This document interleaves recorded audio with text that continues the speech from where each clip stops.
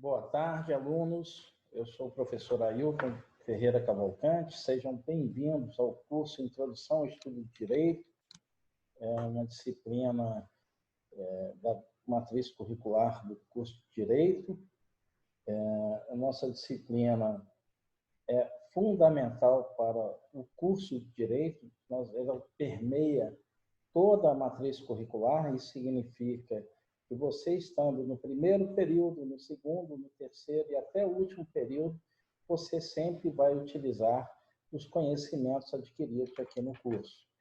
Meu nome é Ailton Ferreira Cavalcante, eu sou advogado, sou administrador e sou contador. Sou professor há mais de 30 anos, sou militante na área do direito, da contabilidade e da administração. Tenho escritório, trabalhei em uma estatal por mais de 30 anos e vou conduzir com vocês este semestre a disciplina Introdução ao Estudo de Direito.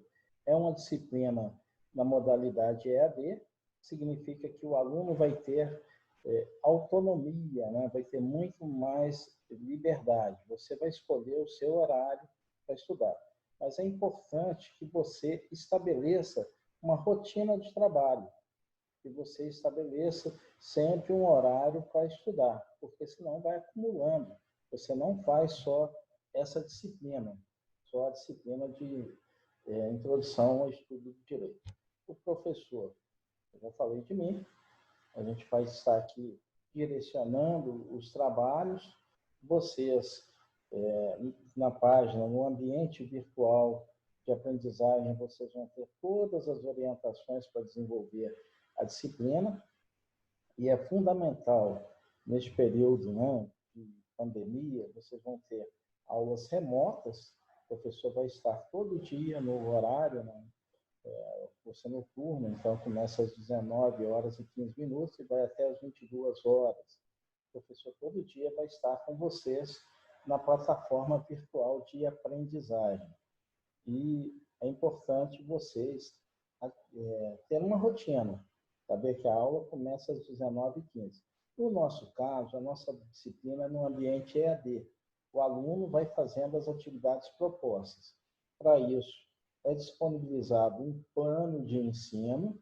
A gente vai seguir rigorosamente o nosso plano de ensino. Ali tem tudo que nós vamos trabalhar. Já já eu vou discutir com vocês o que vai ser desenvolvido ao longo do semestre. As regras de trabalho, né, essas regras são importantes para a gente estar desenvolvendo o nosso curso. O nosso curso, ele consta 60 horas aula, né? Então, você tem lá, no plano de ensino, você tem dia a dia o que vai ser desenvolvido. O nosso conteúdo programático, basicamente, é saber o conceito de direito, direito enquanto ciência, direito enquanto norma, as características das normas jurídicas, os tipos de normas jurídicas, as fontes de direito, o sistema de norma jurídica, como é que isso se configura, a interpretação do direito e as principais categorias jurídicas, né? Então, efetividade, revogação, caducidade, retroatividade. E note que são conceitos que vão acompanhar vocês ao longo do curso, né? Vocês vão acompanhar todos esses conceitos, eles vão estar com vocês ao longo do curso. Datas importantes. O que é importante a gente estar sabendo no nosso curso? Primeiro, a avaliação, né? Vocês têm que estar ciente do nosso período de avaliação, com o calendário acadêmico, né? Vocês vão ter que acompanhar o calendário. Ali no calendário é que você vai ver tudo o que está acontecendo com o seu curso, a forma dos trabalhos. No nosso caso, nós dividimos a disciplina em 4 grandes módulos. O módulo 1, o módulo 2, o módulo 3 e o módulo 4. No primeiro bimestre, nós vamos trabalhar com o módulo 1 e com o módulo 2. No segundo bimestre, trabalharemos com o módulo 3 e com o módulo 4. Isso vai ser distribuído ao longo do bimestre. Em relação às datas, o que é importante a gente estar trabalhando com vocês, em termos de datas. Em termos de datas, vamos pegar aqui, vocês, no plano de ensino, vocês prestem atenção para a nossa avaliação. Ela ocorrerá na semana do dia 16/4/2021.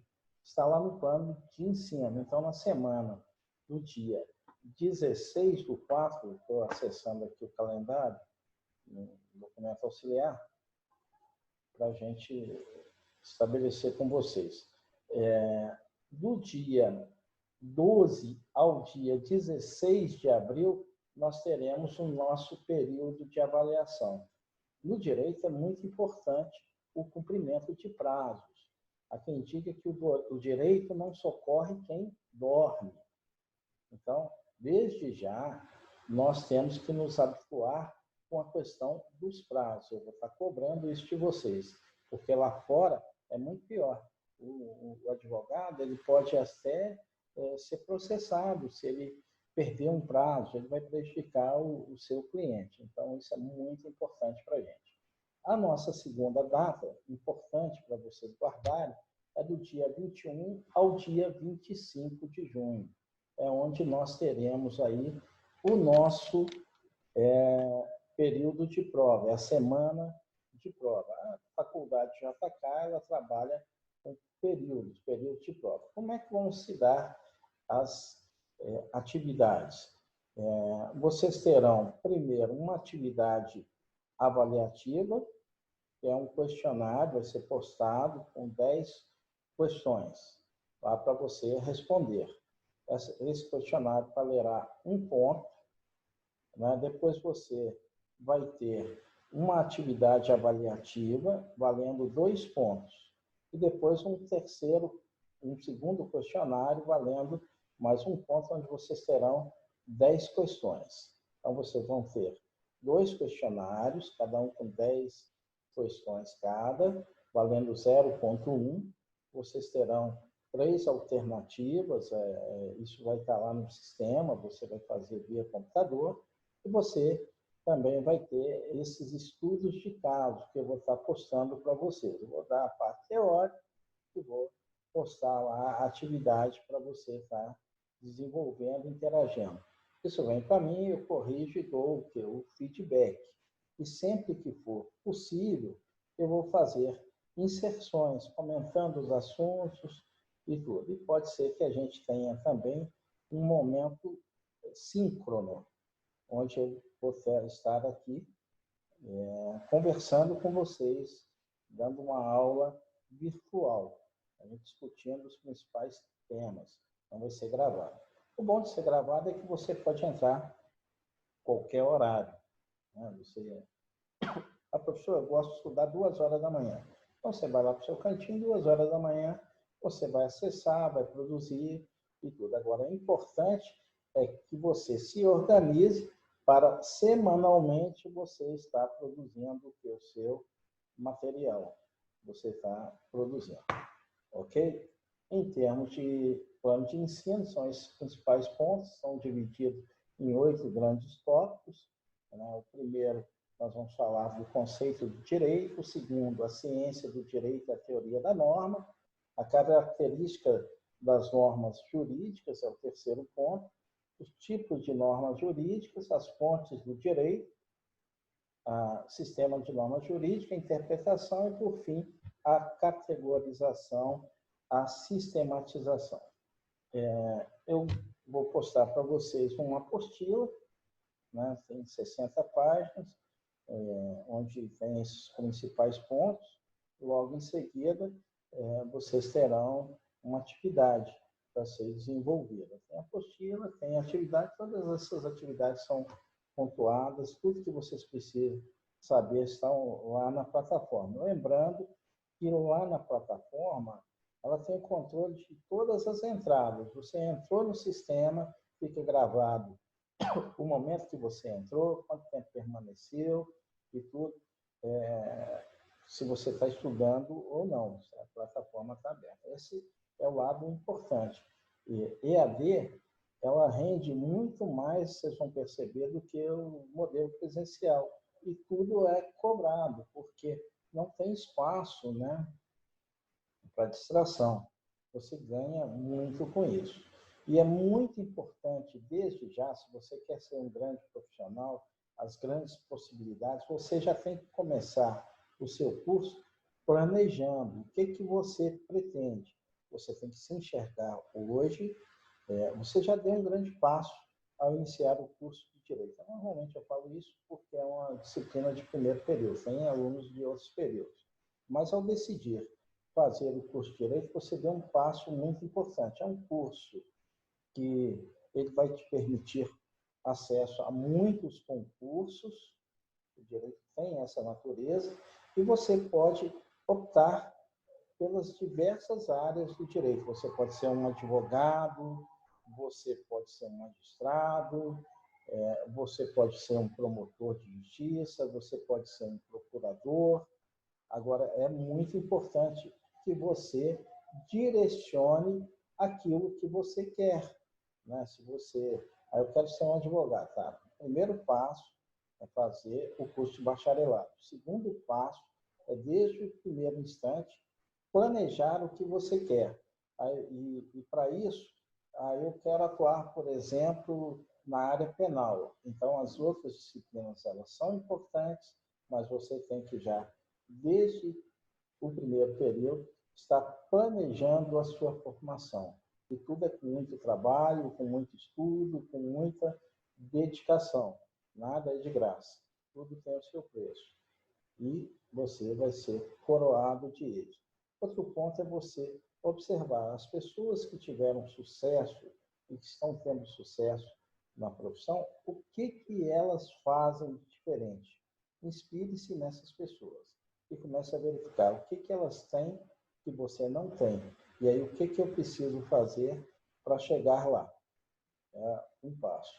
E o céu é o limite, depende de cada um, o que se quer. Agora tem que planejar. Bom, vamos à nossa disciplina. Quando se fala na questão do direito, nós falamos em correntes do direito. Né? Quando se fala na questão do direito, nós nós falamos em correntes. Eu tenho, no caso do direito, duas grandes correntes. Né? Eu tenho a corrente zetética e a corrente dogmática. Qual que é a diferença quando eu falo em corrente zetética e corrente dogmática? O dogma, ele já existe por si só. Ele é inquestionável, é como se fosse um landmark.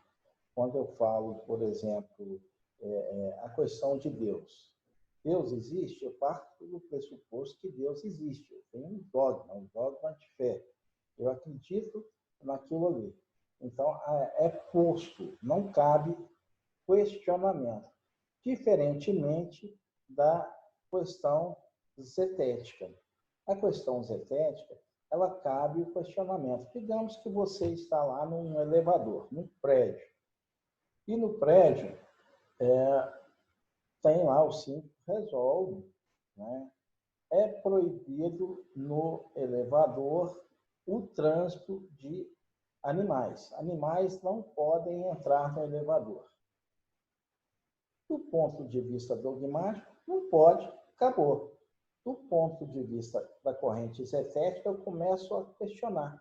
Por que não pode entrar animal no elevador? É todo tipo de animal? É animal peçonhento? Porque é perigoso? Mas e os que não forem perigosos? Animal de grande porte? Animal pequeno? E aí você começa a questionar tudo aquilo que foi posto, que foi dado. Então, há diferenças. Uma coisa é o dogma. O dogma é estabelecido, é concebido. Não cabe questionamento. E você tem uma corrente de pensamento, que é a corrente zetética. onde eu questiono, né? Cabe questionamento a tudo que se vai fazer. Nós estamos falando da corrente zetética. Bom, no direito e do mundo em si, né, quando eu vou estudar a questão do direito, eu tenho que lembrar que eu tenho dois mundos, né, assim dizendo. Eu tenho um mundo que é o mundo da natureza, né, e um outro mundo que é o mundo que é da cultura. Quando eu falo em mundo da natureza, é aquele mundo que está sujeito a uma realidade natural. As coisas vão acontecer independentemente. Calor, o sol, a chuva. Existem leis físico-matemáticas que vão reger essa relação do mundo. Eu estou falando do mundo da natureza. Né? Eu não estou falando de valores. Quando eu entro numa outra corrente, que é a corrente da cultura, o mundo da cultura é o mundo que eu posso ser explicado, diferentemente do mundo da natureza. Existe o que? Uma relação de causa e efeito. Existem leis físico-matemáticas que vão acontecer, independente ou não da sua vontade. É diferente o que? Do mundo da cultura, que é um mundo em constante o que? Transformação. É um mundo que está sendo o quê? Construído pelo homem, está construído ao longo do tempo. Existe o quê? Uma historicidade. E aí é que entra o mundo do direito, o mundo o quê? Das normas. Por exemplo, o homem deve ser honesto. O pai e a mãe devem alimentar os seus filhos. O devedor deve pagar o credor.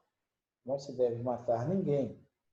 O homem planeja e constrói o mundo de acordo com os seus ideais. Eu estou falando aqui do mundo da cultura, o mundo da liberdade criadora.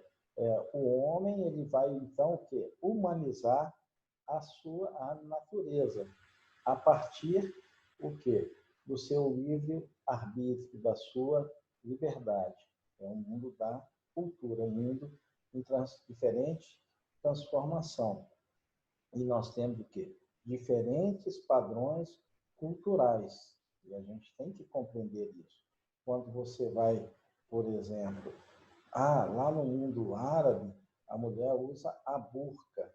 Quem somos nós para questionarmos aquela cultura de 5.000 anos, 6.000 anos? Quando você coloca a questão do Brasil, nós fomos descobertos em 1500 para poder discutir se aquela cultura é certa ou se é errada. São valores. Os valores, eles devem o quê? Ser respeitados. Quando você vai visitar algum país, alguma região, e tudo, é importante que você adentre naquele mundo da cultura. Até mesmo no Brasil, quando você sai da região norte para a região sul, você vê traços culturais. São diferentes Brasis. Embora você tenha uma situação que nos une, que é a língua, né? Quando se fala em soberania, você fala em povo, território e poder soberano. Né? E mesmo tendo todas, falando de um mesmo país, você tem diferentes traços culturais. Então, por exemplo, quando você vai na Bahia, né, fora de pandemia, quando você aproxima o carnaval, aquilo é um movimento que importante para aquela cultura que está ali. Assim como você vai lá no Nordeste, você vai em Pernambuco, a festa de São João é um traço cultural. E você tem que compreender o que é essas variantes, essas variações culturais. Bom, e o direito? Onde entra nisso tudo? Quando se fala em direito, você tem o direito de permanecer calado, você tem o direito de ser a vida, a dignidade humana e tudo. Você tem diferentes acepções para o direito. Se você vai lá no dicionário, você tem lá um conceito de direito como um conjunto de normas, de leis estabelecidas por um poder soberano e vai disciplinar o quê? A vida social de um povo. Onde está disciplinado? É na nossa lei maior, que é a Constituição Federal. Kelsen, um pensador brilhante, né? Ele tratava o direito a partir do quê? Das leis. Ele considerava o direito como um conjunto de normas, né? E aquilo estava o quê? Positivado. Quando eu falo positivado, estava o quê? Escrito, era transcrito em normas. Habemos legem, temos leis, temos normas. E mais ainda, ele colocava que existe a norma é posta, ela tem que ser cumprida e muitas vezes o homem a cumpre por conta da sanção social, ou melhor, da sanção, da punição. Punição e norma andam juntos, muito próximos, punição e norma. Você tem um outro conceito, Ponte de Miranda, por exemplo, ele fala do direito como um processo de adaptação social, onde se estabelecem regras de conduta, né? E as pessoas vão ter que aderir ou não àquela regra de conduta. E ao não aderir, ela está sujeita a uma sanção social, né? Ele vai para uma regra de conduta. É uma forma de adaptação social para o quê? O homem viver em sociedade. Onde há homem, você tem o quê? Uma sociedade. Onde há sociedade, há direito. E logo, onde há homem, há direito. Homem e direito andam juntos. Porque para você viver em sociedade, você precisa o quê? De normas, né? E os fatos ao longo da vida, a história do homem, de luta, de alegria, de sofrimento, de conquistas, vão demonstrar que o direito está sempre presente na vida do homem, né? Onde tem aglomeração, e hoje ninguém quer falar de aglomeração em tempo de pandemia, mas onde tem aglomeração, onde tem gente, você tem que ter o quê? Norma. Onde tem o relacionamento humano, onde tem o ser humano, você tem que ter regras de conduta, né? Onde você tem o ser humano, você vai ter amizade, amor, colaboração, mas você também vai ter o outro lado, que é a discórdia, da intolerância, da inimizade, da cobiça, do conflito social. Então, tem que ter algo que discipline, que harmonize isso. Até em termos bíblicos, quando Moisés subiu lá ao Monte Hermon, o que ele trouxe? Os 10 mandamentos. Era importante que o povo hebreu tivesse, o povo judeu, né, tivesse o quê? As normas. Tivesse as normas. Então, há o quê? Uma mútua dependência entre o direito e a sociedade. E aí entra na questão sociológica entre o ato social e o fato social. O direito, ele permeia o fato social. O direito, ele existe o quê? Na sociedade. Ele vai regular essa relação. E qual que é a finalidade do direito? É favorecer o amplo relacionamento entre as pessoas e os grupos sociais, que é a base do progresso da sociedade. É o que? A convivência pacífica e promissora entre pessoas, entre povos, entre países. É manter a ordem e coordenar os interesses individuais e coletivos. É a manutenção da ordem para atingimento do objetivo comum, né? A coexistência pacífica entre os povos. Quando se trabalha, se pensa em direito, é você pensar nesse relacionamento, nesse amplo relacionamento entre as pessoas, entre os grupos sociais, é você pensar na manutenção da ordem, é você coordenar os interesses individuais e coletivos. Quando você fala em direito, é você pensar o quê? De forma mais ampla. Então, você tem o direito como algo justo, como certo ou errado, né? O direito enquanto dogma, né? O direito enquanto algo natural, né? O direito natural são várias concepções. O direito natural vale em qualquer lugar que você esteja. Tem direito ao quê? O ser humano tem direito à vida, independente do sistema que você está tratando. Direito à alimentação são direitos o quê? Universais. Direito à vida, à liberdade, são direitos que independem de países, de nações. É inerente ao quê? Ao ser humano. E a origem do direito natural, né? Isso, há várias análises do homem ao longo da história. Lá na época do Olimpo, dos deuses do Olimpo e tudo, se falava em um direito de uma natureza cósmica. O homem, né, se baseava nos seres sobrenaturais. Ele não conseguia explicar os fenômenos e lançava mão dos mitos. Então, tem o que? A natureza cósmica. Era preciso ter o equilíbrio, o Sol, a Lua, os grandes deuses. Era uma natureza o quê? Politeísta. Já para os teólogos, principalmente da era medieval, o direito vinha o quê? De Deus. Era o sagrado. Para racionalistas, o direito vinha o quê? Da razão humana. Hoje se fala que o direito é baseado na natureza humana. Hoje a corrente se fala mais, quando se vai discutir a questão do direito, que é inerente ao quê?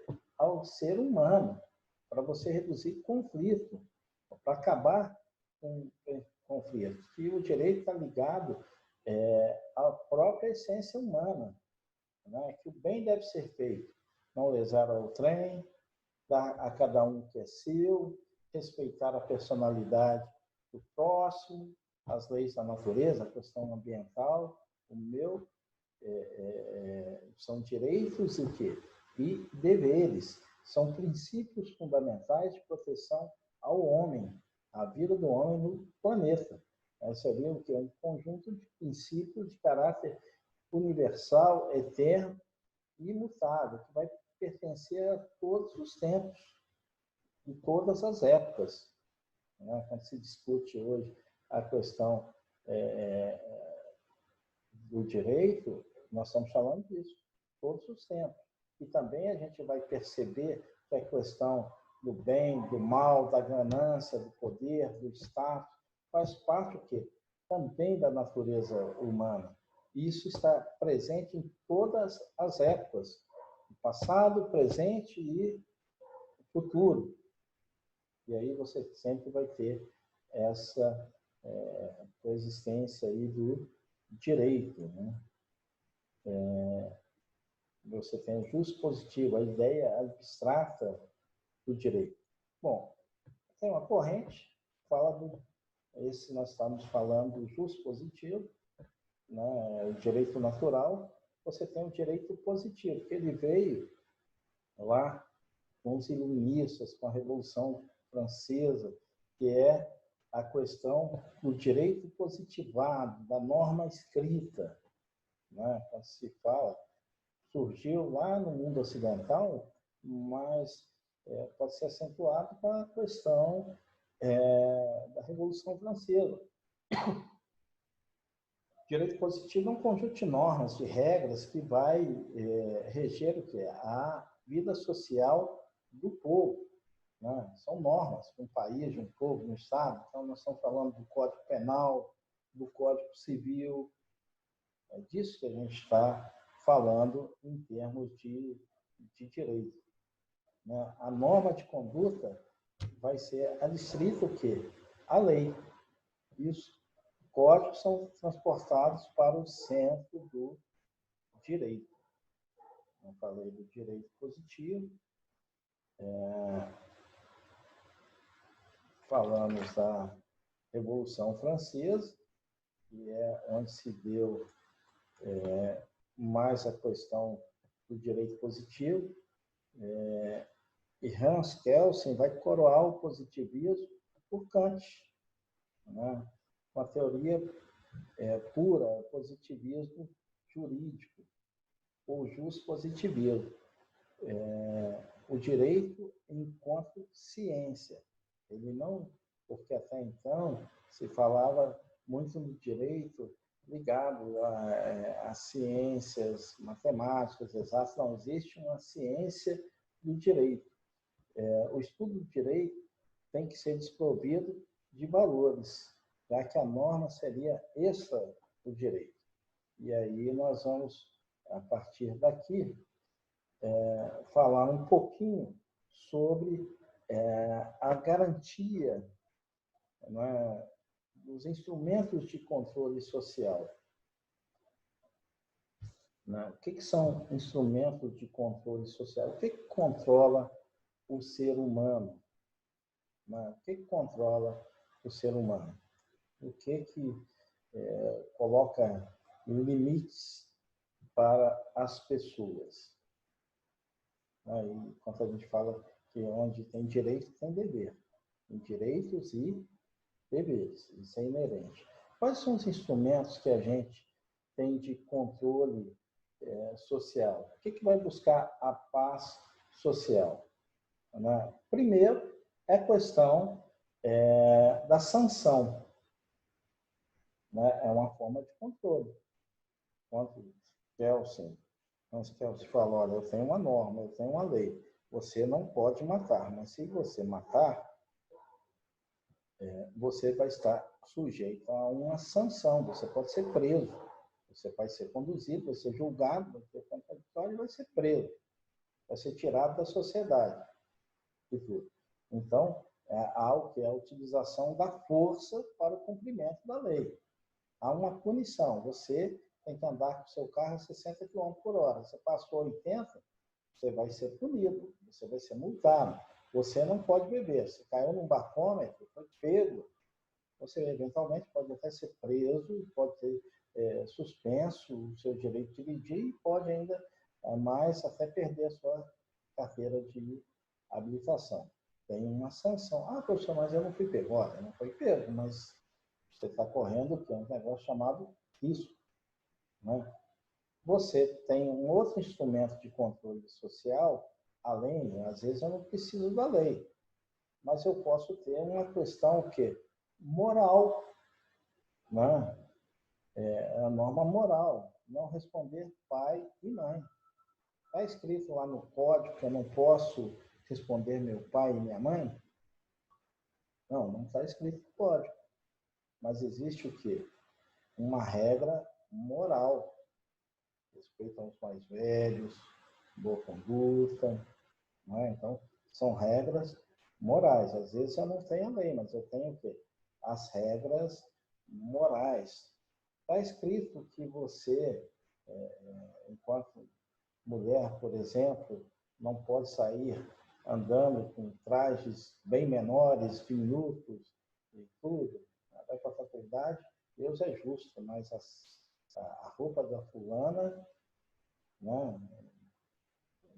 Você pode? Existem o quê? Regras de conduta. Se a pessoa transgride aquela regra, ela pode, eventualmente, até ser mal falada. Na minha época era ser mal falado, fulano é mal falado. E tudo. Porque está transgredindo as regras do grupo. Igual adolescentes, você vê tudo igualzinho, né? É o mesmo padrão de conduta. A bermuda grande, é o boné para trás, é a corrente de amarrar cachorro e tudo. É o tênis caríssimo, às vezes não pode nem comprar aquele tênis, mas vai lá e tem que ser aceito pelo grupo. Tem regras. Às vezes o grupo tem um negócio chamado coercitividade social. O fulano não casou, hoje é mais comum, né? pessoas estão demorando a casar, moram em família e tudo, mas você tem toda essa situação, as regras de conduta e tudo. Quanto demora a casar, na minha época lá em Minas, a fulana está ficando para titia, não casou, porque espera-se a constituição de família e tudo. Hoje tem outros padrões, mas tem toda essa forma. Você tem a questão moral, que vai sugerir regras de conduta, a questão do próprio grupo enquanto pressão social, a questão religiosa, né? Se você não seguir tais regras, você vai para o inferno. Você vai arder no fogo do inferno. Você está descumprindo as regras religiosas, independente de qual seja. Nós não estamos falando em qual crença, mas existem valores sagrados nas religiões e que devem ser observados pelos seus adeptos, né? Na Igreja Católica, por exemplo, eventualmente, se alguém sai daquele preceito, ele pode ser o quê? Excomungado. O que é alguém que foi excomungado? É aquele que não comunga com os preceitos da Igreja Católica, excomungado pela Igreja Católica. Ele não faz parte, ele foi banido. Né? Ele foi banido daquela estrutura. Né? Regras de etiqueta, né? Moda, convenção, são todas o quê? Formas de controle social. Fulano é demodé, está fora de moda. Né? Ele está fora de moda, ele não se adequa àquele padrão. Ok, gente? Então, você, além daquilo tudo, você tem outras formas que não são positivadas, são subjetivas, mas que estão presentes na sociedade.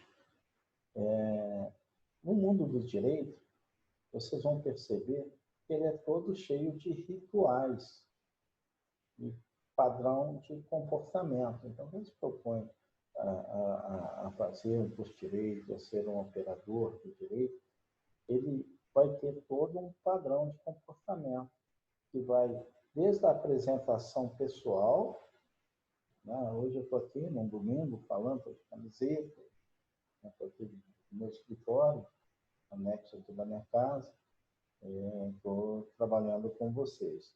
Mas o advogado, que se espera de alguém que vai ser um operador de direito, é que ele é um terno, gravata, você está se vendendo o tempo inteiro.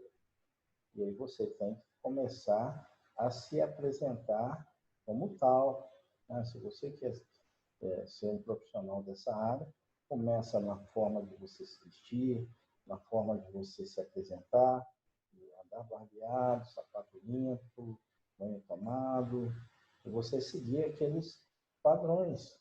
Né? Você não vai falar lá com o juiz sem paletó, sem a gravata, aquilo ali é uniforme de trabalho. E aí você já tem que começar a pensar nisso também. E você ter o seu uniforme de trabalho. É a profissão que você vai abraçar, e o direito faz muitas coisas bacanas, né? Do ponto de vista profissional, traz muita coisa bacana. E você vai ter muita satisfação pessoal, profissional, e vai ganhar dinheiro também com essa profissão. É muito bacana.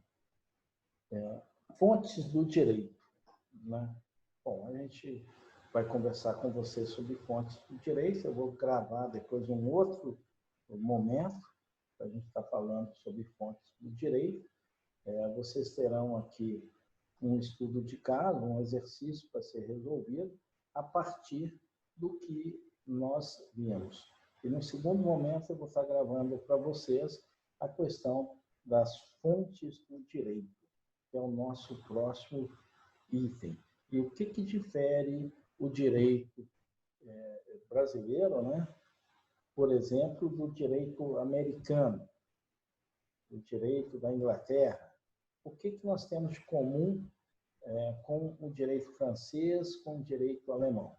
Então, para deixar vocês curiosos, vocês vão pesquisar e a gente vai ter um outro encontro. Eu vou voltar aqui para a gente estar falando sobre este assunto. Ok, pessoal?